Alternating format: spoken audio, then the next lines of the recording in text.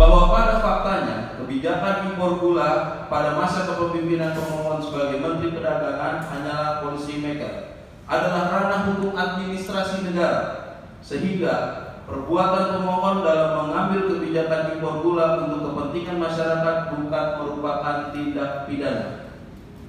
Bahwa dalam menetapkan seorang sebagai tersangka, seharusnya termohon memastikan perbuatan yang dipersangkakan adalah perbuatan orang atau korporasi. Dalam hal orang perorangan, maka perbuatan dimaksud harus perbuatan dalam kapasitas pribadi, bukan perbuatan dalam kapasitas jabatan. Bahwa apabila dalil tersebut dihubungkan dengan proses penyidikan perkara ini, diketahui dalam perkara akuo termohon menyasar pada kebijakan pemohon semasa menjabat sebagai Menteri Perdagangan periode Agustus 2015 sampai Juli 2016. Bahwa kebijakan seorang menteri adalah kebijakan pejabat tata usaha negara yang hanya dapat dinilai secara hukum dari segi hukum administrasi negara atau hukum tata negara. Apakah perbuatan merupakan perbuatan menyalahgunakan kewenangan sebagaimana Undang-Undang Nomor 30 Tahun 2014 tentang administrasi pemerintahan.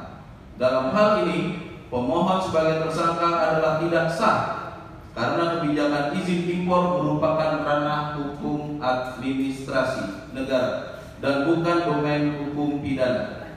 Selain itu, pada faktanya selama menjabat sebagai Menteri Perdagangan, pemohon tidak pernah mendapat teguran dari Presiden yang menjabat saat itu. Dengan demikian, tindakan pemohon sebagai Menteri Perdagangan telah diafirmasi oleh Presiden selaku Kepala Negara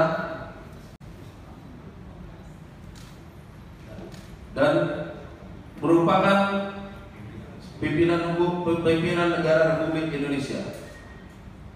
Dengan demikian, tindakan pemohon oleh karenanya telah beralih sepenuhnya menjadi tanggung jawab Presiden. Dengan demikian, penetapan pemohon sebagai tersangka adalah tidak sah.